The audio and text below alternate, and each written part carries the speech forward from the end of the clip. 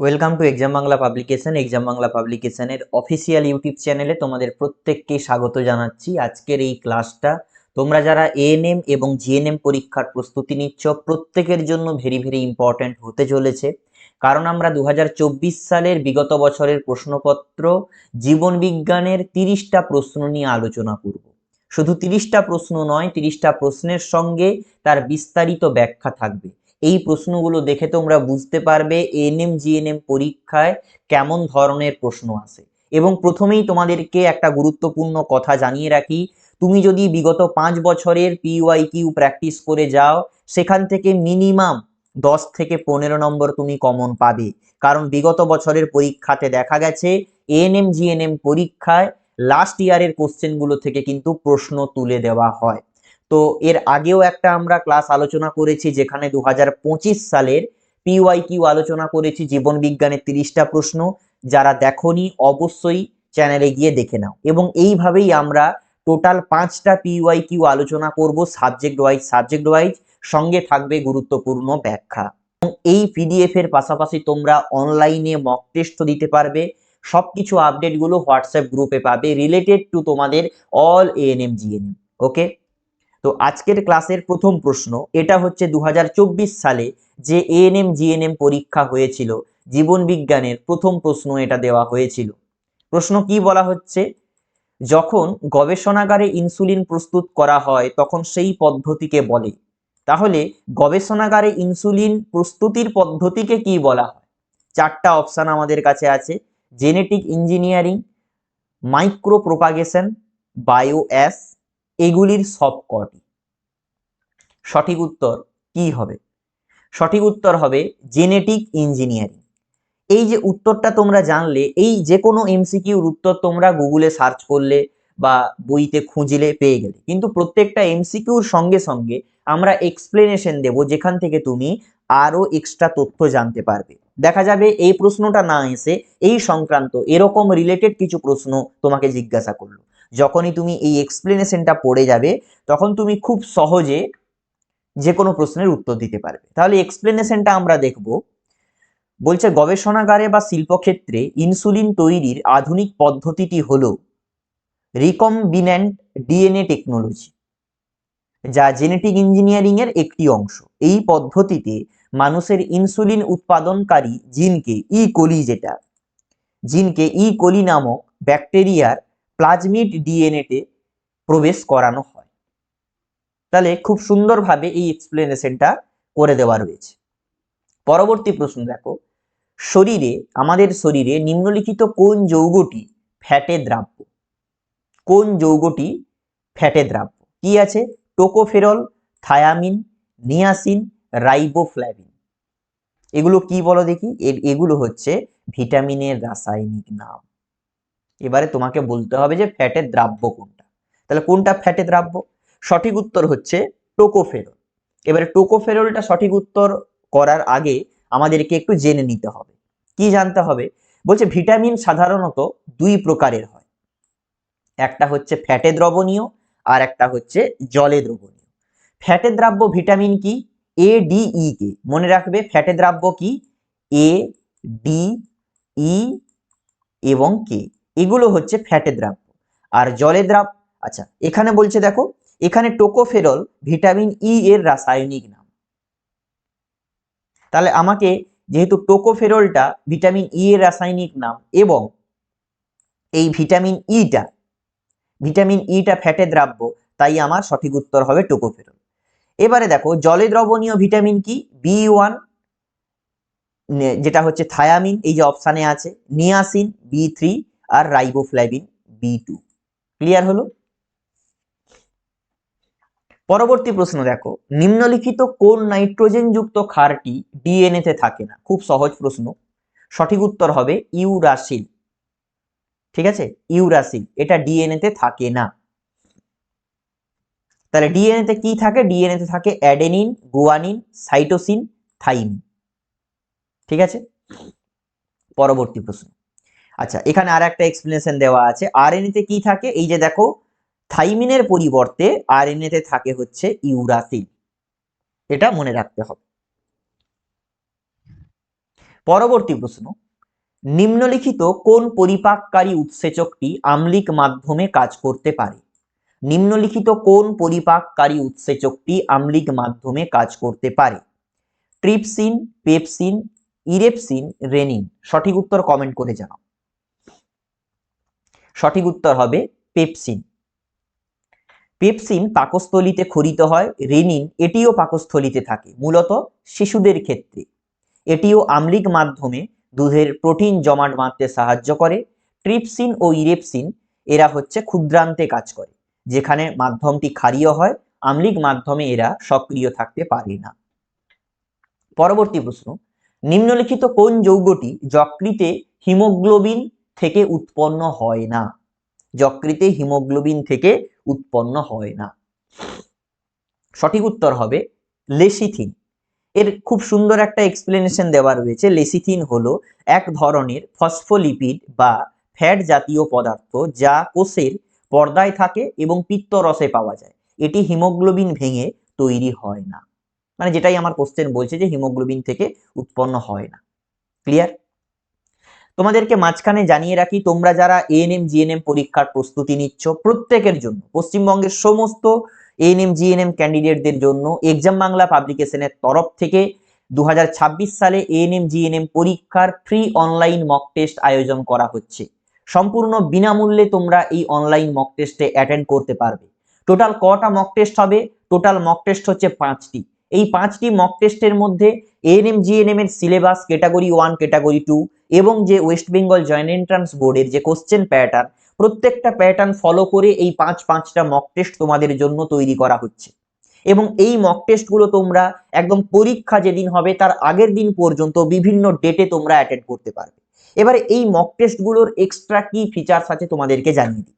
প্রথমত হচ্ছে তুমি বাড়িতে বসে মোবাইলের মাধ্যমে এই মক টেস্ট দিতে পারবে, সময় ধরে দিতে পারবে, এবং মক টেস্ট দেওয়ার সাথে সাথে তুমি রেজাল্ট পাবে, কত স্কোর করলে।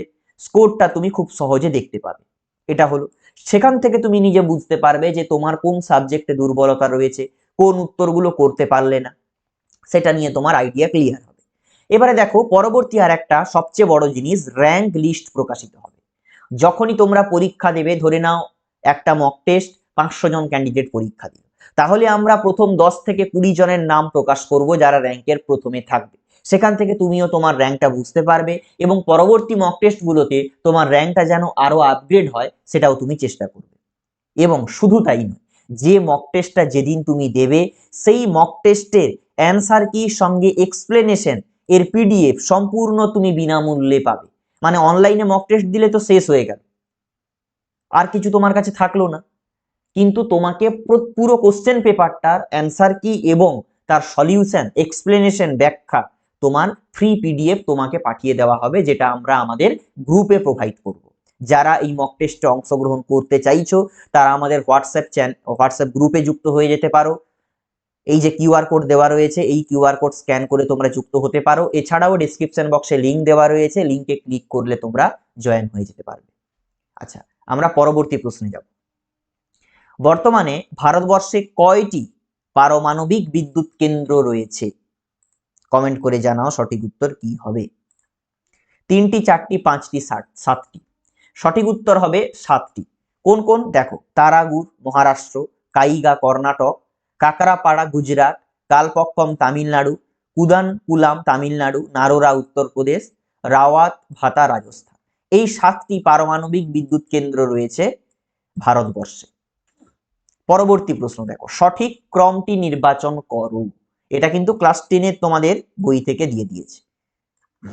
সঠিক ক্রমটি নির্বাচন করো। যে একটা, ধরে নাও তোমাকে মশা কাটলো, ঠিক আছে, সেইটা কিভাবে তুমি অনুভব করতে পারছো, কিভাবে তুমি পরবর্তীতে তাকে ছাড়া প্রদান করছো বা মারছো, সেই যে ক্রম কিভাবে হচ্ছে দেখো।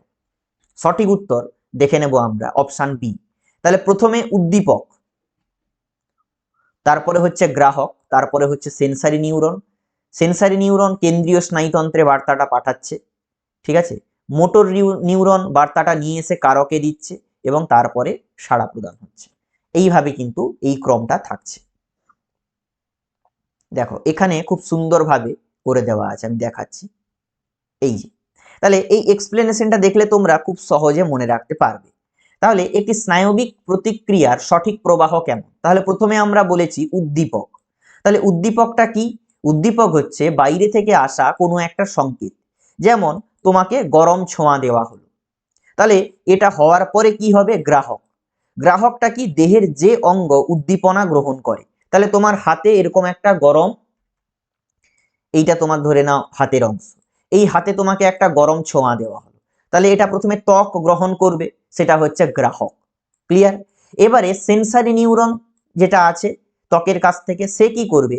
সংজ্ঞাবহ স্নায়ু, যা বার্তাকে কেন্দ্রীয় স্নায়ুতন্ত্রে নিয়ে যাবে। মানে সেন্সারি নিউরন সেন্সটাকে অনুভব করে সে নিয়ে চলে যাবে মাথাতে। মাথাতে নিয়ে গিয়ে মাথা অনুভব করলো যে আচ্ছা এই ঘটনা হচ্ছে, তাহলে কেন্দ্রীয় স্নায়ুতন্ত্র পৌঁছে গেল সেখানে, মস্তিষ্ক বা সুষুম্না কাণ্ড, যেখানে বার্তাটাকে বিশ্লেষণ হয়। এই যে বললাম বিশ্লেষণ হচ্ছে। এবারে সে কি করবে? মোটর নিউরনকে নির্দেশ দেবে, আজ্ঞাবহ স্নায়ু নির্দেশ বয়ে আনবে। সে এইখানে নির্দেশটা বয়ে নিয়ে আসবে, মানে এটা নিয়ে গেছিল সেন্সারি নিউরন, আর এ বয়ে নিয়ে আসবে মোটর নিউরন। ঠিক আছে? তাহলে একটা জিনিস মনে রাখবে, প্রশ্ন এমনও হতে পারে যে বার্তাটা কে বয়ে নিয়ে যাচ্ছে কেন্দ্রীয় স্নায়ুতন্ত্রে? Sensory neuron. কিভাবে মনে রাখবে? সেন্স, তোমার অনুভবটা প্রথমে হচ্ছে, তাহলে সেন্সটা যাচ্ছে প্রথমে মাথায়, তাহলে সেন্সারি নিউরন। মোটর নিউরন কি হবে? না মোটর গাড়ি করে সে নিয়ে আসছে তোমার এখানে অনুভবটা, কারকে নিয়ে আসছে, যেখানে নির্দেশটা পৌঁছাচ্ছে কোথায়? না পেশি বা গ্রন্থিতে। তারপরে কি হচ্ছে? না চূড়ান্ত প্রতিক্রিয়া তুমি দিচ্ছ হাত সরিয়ে। তাহলে এটা কয়েক মিলি সেকেন্ডের মধ্যে এই ঘটনাটা হচ্ছে, যেটা আমরা এতক্ষণ ধরে বিষয়টা বুঝলাম। তাহলে এই ফ্রি পিডিএফটা তোমরা আমাদের হোয়াটসঅ্যাপ গ্রুপে বিনামূল্যে পিডিএফটা পাবে। ঠিক আছে? এর জন্য আমাদের হোয়াটসঅ্যাপ গ্রুপে জয়েন হতে হবে, ডেসক্রিপশন বক্সে লিংক দেওয়া রয়েছে। পরবর্তী প্রশ্ন, কোনটি কোষচক্রের কোনো চেক পয়েন্ট নয়? সঠিক উত্তর হবে এস। এস কি? না এস হচ্ছে সংশ্লেষণ দশা, একে বলা হয়, যেখানে ডিএনএ সংশ্লেষণ হয়। ঠিক আছে? এটি কোনো চেক পয়েন্ট নয়। পরবর্তী প্রশ্ন, নিম্নলিখিত কোনটি একটি খাদ্য শৃঙ্খল গঠন করে? আমাকে খাদ্য শৃঙ্খল বলতে হবে, কোনটা খাদ্য শৃঙ্খল গঠন করছে। দেখো, ঘাস, গম, আম খাদ্য শৃঙ্খল গঠন করছে কি? নিশ্চয়ই না। ঘাস, ছাগল, মানুষ। আচ্ছা, এখানে মনে হতে পারে যে খাদ্য শৃঙ্খল গঠন করছে হয়তো, কারণ ঘাস ছাগল খাচ্ছে, ছাগল আবার মানুষ খাচ্ছে। আমরা দেখব উত্তর কি আছে। পরেরটা দেখি, ছাগল, গরু, হাতি, খাদ্য শৃঙ্খল হচ্ছে না। আবার এখানে দেখি ঘাস, মাছ, ছাগল, তাহলে এটাও খাদ্য শৃঙ্খল সম্ভবত হচ্ছে না। তাহলে আমরা দেখি সঠিক উত্তর কি হবে। সঠিক উত্তর অপশন বি। কোনটা? এইটা। এই যে দেখো, ঘাস, ছাগল, মানুষ। তাহলে এই ধরনের যে কোনো প্রশ্ন দিলে তোমরা কিন্তু খুব সহজে করে আসতে পারবে। পরবর্তী প্রশ্ন, নিম্নলিখিত কোনটি স্ত্রী মানবদেহের জননতন্ত্রের অংশ নয়? কোনটা? ডিম্বাশয়, জরায়ু, ভাস ডিফারেন্স, ফ্যালোপিয়ান টিউব। সঠিক উত্তর হবে ভাস ডিফারেন্স। ডিম্বাশয়, জরায়ু, ফ্যালোপিয়ান টিউব হচ্ছে স্ত্রী জননতন্ত্রের প্রধান অংশ। অন্যদিকে ভাস ডিফারেন্স বা শুক্রনালী হলো পুরুষ জননতন্ত্রের একটি অংশ, যা শুক্রাশয় থেকে শুক্রাণু বহন করে নিয়ে যায়। তাহলে এখানে যে প্রশ্নটা দিয়েছে, নিম্নলিখিত কোনটি স্ত্রী মানব দেহের জননতন্ত্রের অংশ নয়, তাহলে সঠিক উত্তর আমার সি করলে সঠিক হবে। ক্লিয়ার? এখানে এই ধরনের প্রশ্নও দিতে পারে যে নিম্নলিখিত কোনটি পুরুষ মানব দেহের জননতন্ত্রের অংশ, তাহলে তখন কি হবে? তখনও এইটা হবে। কারণ কি? বাকিগুলো স্ত্রী জননতন্ত্রের অংশ, এটা কেবল পুরুষ জননতন্ত্রের অংশ। তাহলে যে কোনো প্রশ্ন, যে কোনো টপিক যদি তুমি ভালো করে বুঝে পড়ো, তাহলে যে কোনো ধরনের প্রশ্ন, রিলেটেড কোশ্চেন তুমি খুব সহজে উত্তর দিতে পারবে। ক্লিয়ার? পরবর্তী প্রশ্ন, নিম্নলিখিত গ্রুপগুলির মধ্যে কোনটি অ্যামাইনো অ্যাসিডে থাকে না? নিম্নলিখিত গ্রুপগুলির মধ্যে কোনটি অ্যামাইনো অ্যাসিডে থাকে না? অ্যামাইনো অ্যাসিড, দেখো অ্যামাইনো অ্যাসিডে থাকে না। সঠিক উত্তর হবে সিঙ্গেল বন্ড CN। অ্যামাইনো অ্যাসিডের গঠন সংকেত প্রধানত তিনটি কার্যকরী মূলক বা গ্রুপ থাকে। অ্যামিনো গ্রুপ কোনটা? Single bond NH2। ক্ষারীয় প্রকৃতির যা carboxyl group single bond COOH, যা আম্লিক প্রকৃতির হয়। ঠিক আছে? পরবর্তী প্রশ্ন দেখো, নিম্নলিখিত গ্রন্থিগুলির আচ্ছা, এখানে টাইপিং মিস্টেক একটু রয়েছে। নিম্নলিখিত গ্রন্থিগুলির মধ্যে কোনটি থেকে থাইরক্সিন নিঃসৃত হয়? পিটুইটারি, অ্যাড্রেনাল, শুক্রাশয়, থাইরয়েড। সঠিক উত্তর হবে থাইরয়েড। এখানেও একটা টাইপিং মিস্টেক আছে অপশন ডি তে। যাই হোক, অ্যান্সারটা আমাদের ঠিক আছে, থাইরয়েড হবে। থাইরয়েড গ্রন্থি হচ্ছে ঘাড়ের ল্যারিংসের নিচে অবস্থিত একটি গ্রন্থি থেকে থাইরক্সিন হরমোন নিঃসৃত হয়। তোমাদেরকে আমি বলে দিলাম পরীক্ষায় তোমাদের হরমোন থেকে 2 থেকে 3টা প্রশ্ন আসবেই আসবে। হরমোনটা ভালো করে তোমাদের পড়তে হবে। অ্যাড্রেনাল থেকে কি হয়? অ্যাড্রেনাল থেকে অ্যাড্রিনালিন হরমোন নিঃসৃত হয়। পিটুইটারি কি? পিটুইটারিকে বলা হয় প্রভুগ্রন্থি, যেখান থেকে টিএসএইচ আর এসটিএইচ হরমোন নিঃসৃত হয়। শুক্রাশয়, টেস্টোস্টেরন হরমোন নিঃসৃত হয় শুক্রাশয় থেকে। পরবর্তী প্রশ্ন, নিম্নলিখিতগুলির মধ্যে কোনটির সাথে সোয়ান কোষ সম্পর্কিত? সোয়ান কোষ, এটা নিউরন থেকে প্রশ্ন দিয়েছে, কেন্দ্রীয় স্নায়ুতন্ত্র। সঠিক উত্তর হবে অ্যাক্সন। ওকে, অ্যাক্সন। এবারে দেখো কি বলছে, নিউরনের দীর্ঘ প্রবর্ধক বা অ্যাক্সনের উপর যে মায়োলিন শীট থাকে তার গঠনের সাথে সোয়ান কোষ সরাসরি যুক্ত, যা স্নায়ু উদ্দীপনা দ্রুত পরিবহনে সহায়তা করে। পরবর্তী প্রশ্ন দেখো, নিম্নলিখিতগুলির মধ্যে কোনটি মানুষের নিষ্ক্রিয় অঙ্গ? নিম্নলিখিতগুলির মধ্যে মানুষের নিষ্ক্রিয় অঙ্গ কোনটা?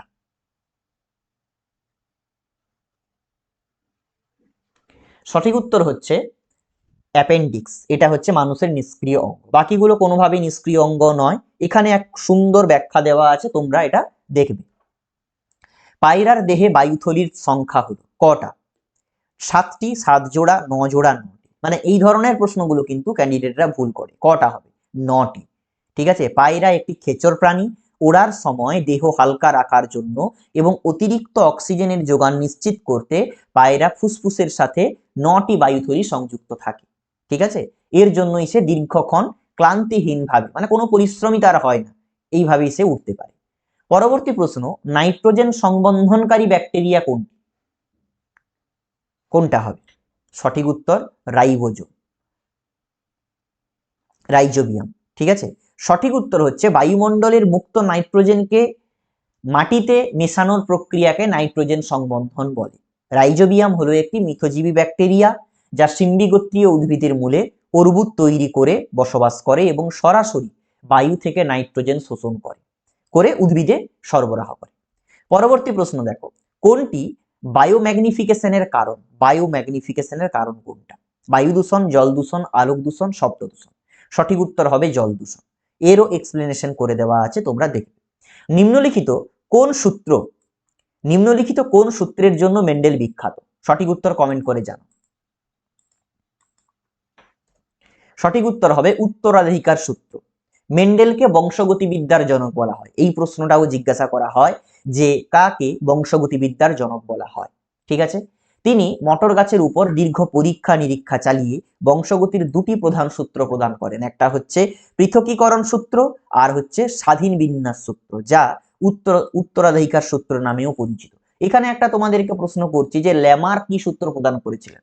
ল্যামার্ক প্রদান করেছিলেন ব্যবহার অব্যবহারের সূত্র, যেটা আমাদের 2025 সালের জীবন বিজ্ঞানের প্রশ্নে চলে এসছে, যেটা আগের ক্লাসে আলোচনা করেছিলাম। তাহলে বুঝতে পারছো, তোমরা যদি ভালো করে একটু পড়াশোনা করো, তাহলে প্রিভিয়াস ইয়ার গুলো একটু ঘাঁটো, তাহলে খুব সহজেই তোমরা এগুলোকে বুঝতে পারবে এবং যে কোনো প্রশ্নের উত্তর দিতে পারবে।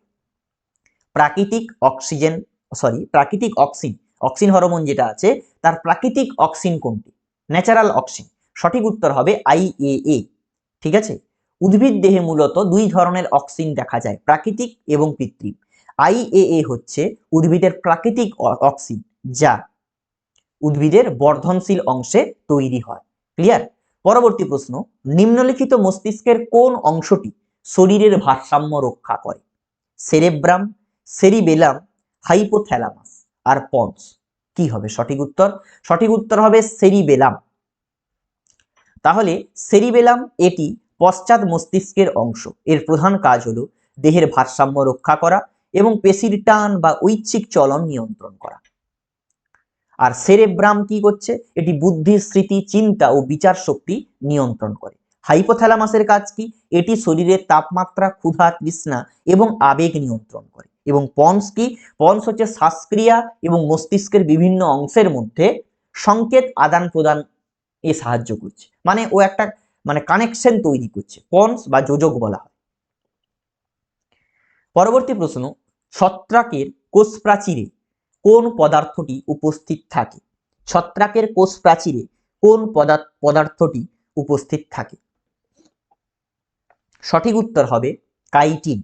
কাইটিন হচ্ছে এটি একটি জটিল পলিস্যাকারাইড যা ছত্রাকের কোষ প্রাচীরের প্রধান উপাদান। এটি ছত্রাককে দৃঢ়তা প্রদান করে। সেলুলোজ, এটি মূলত উন্নত উদ্ভিদের কোষ প্রাচীরে পাওয়া যায়। পেকটিন, হেমিসেলুলোজ প্রত্যেকটা সম্পর্কে এখানে বিস্তারিত দেওয়া আছে, তোমরা একটু দেখবে। পরবর্তী প্রশ্ন হচ্ছে, দুটি পৃথক জীবের মধ্যে সংকরায়নকে কি বলে? সহজ প্রশ্ন, হাইব্রিডাইজেশন। পরবর্তী প্রশ্ন, নিউক্লিওজোমের কেন্দ্রে কোন প্রোটিন উপস্থিত থাকে? নিউক্লিওজোমের কেন্দ্রে কোন প্রোটিন উপস্থিত থাকে? সঠিক উত্তর হচ্ছে হিস্টোন। নিউক্লিওজোমের কেন্দ্রে 8টি হিস্টোন প্রোটিন অণু থাকে। হিস্টোন প্রোটিনগুলি মূলত ক্ষারীয় প্রকৃতির হয়। অন্যদিকে অ্যালবুমিন ও গ্লোবিউলিন হলো রক্তরসের প্রোটিন এবং কোলাজেন হলো যোজক কলার প্রোটিন। নিম্নলিখিত কোন উদ্ভিদ গোষ্ঠী স্পার্মাটোফাইট নয়? স্পার্মাটোফাইট নয় কোনটা? জিমনোস্পার্ম, মেনোকটস, আর টেরিডোফাইটস, আর ডাইকটস, কোনটা? টেরিডোফাইটস। এখানেও খুব সুন্দরভাবে ব্যাখ্যাগুলো করে দেওয়া রয়েছে। পরবর্তী প্রশ্ন, বি গ্রুপের রক্তে কোন অ্যাগ্লুটিনোজেন ও কোন অ্যাগ্লুটিনিন উপস্থিত থাকে? সঠিক উত্তর হবে বি এবং অ্যান্টি এ, অপশন সি হবে সঠিক উত্তর। এখানেও এক্সপ্লেনেশন দেওয়া রয়েছে, তোমরা যখন পিডিএফটা ডাউনলোড করবে সেখান থেকে তোমরা এই এক্সপ্লেনেশনটা পড়ে নিতে পারবে। যে প্রাণীরা ডিম পাড়ে তাদেরকে কি বলে? জরায়ুজ, মাংসাশী, অন্ডজ, কোনোটিই নয়। সঠিক উত্তর হবে অন্ডজ। নিচের থেকে সঠিক জোড়াটি খুঁজে বার করো। সঠিক জোড়া কোনটা? বলছে অগ্নাশয় মিশ্রগ্রন্থি, প্লীহা অন্তঃক্ষরা গ্রন্থি, ডিম্বাশয় বহিঃক্ষরা গ্রন্থি, ত্বক মিশ্রগ্রন্থি। সঠিক উত্তর কোনটা হবে? কমেন্ট করে জানো। সঠিক উত্তর হবে অগ্নাশয় মিশ্রগ্রন্থি। আচ্ছা, এখানেও খুব সুন্দরভাবে এক্সপ্লেনেশন দেওয়া আছে। কি দেওয়া আছে দেখো, অগ্নাশয় তো মিশ্রগ্রন্থি বললাম। প্লীহা কি?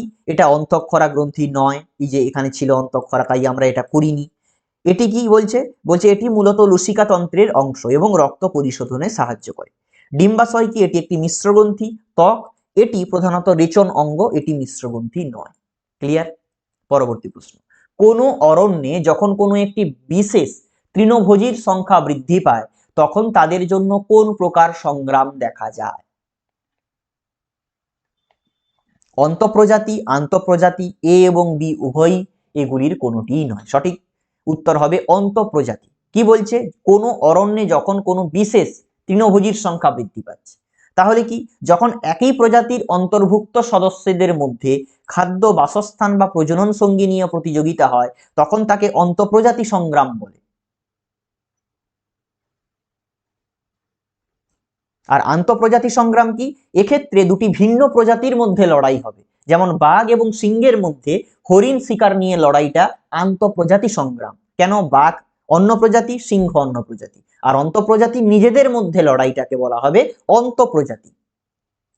পরবর্তী প্রশ্ন, কোষচক্রের ইন্টারফেজের কোন উপদশায় ডিএনএ এর পরিমাণ 2C থেকে 4C হয়? সঠিক উত্তর হবে এস, সংশ্লেষণ দশায়। ডিএনএ এর পরিমাণ 2C থেকে 4C হচ্ছে ডিএনএ সংশ্লেষণের মাধ্যমে এস দশা বা সংশ্লেষণ দশাতে। এখানে খুব সুন্দরভাবে প্রত্যেকটা অপশানের দশাগুলো ডেসক্রাইব করা রয়েছে। G1 দশায় কি হয়, এস দশায় কি হয়, G2 দশায় কি হয়, আর G0 দশায় কি হয়। G0 দশা মনে রাখবে, এটাই আর কোষ বিভাজিত হয় না। পরবর্তী প্রশ্ন, বেশি শারীরিক পরিশ্রমের পর আমাদের গায়ে ব্যথা হওয়ার কারণ হলো? আচ্ছা, 4টা অপশন আছে, সঠিক উত্তরে একটু কমেন্ট করবে। তার আগে তোমাদের জন্য আমি তোমাদেরকে কয়েকটা কথা আমি জিজ্ঞাসা করছি, যে তোমরা এএনএম জিএনএম পরীক্ষা দিচ্ছ, তোমরা কে কোন জেলা থেকে একটু কমেন্ট করে জানাও। এবং তোমরা প্রথমবার পরীক্ষা দিচ্ছ নাকি এর আগেও পরীক্ষা দিয়েছো, এগুলো একটু জানাও।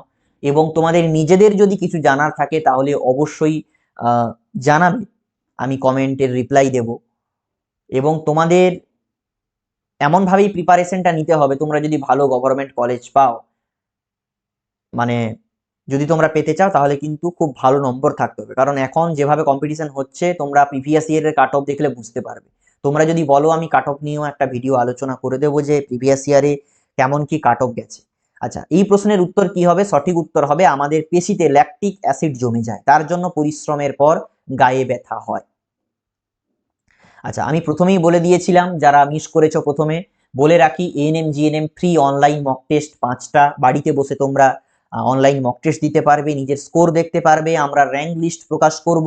শুধু তাই নয়, তোমরা যে কোশ্চেন পেপারে অনলাইনে পরীক্ষা দিলে তার free PDF, question, MCQ answer এবং এক্সপ্লেনেশন তোমরা ফ্রিতে ডাউনলোড করতে পারবে। এর জন্য আমাদের হোয়াটসঅ্যাপ গ্রুপে যুক্ত হতে হবে।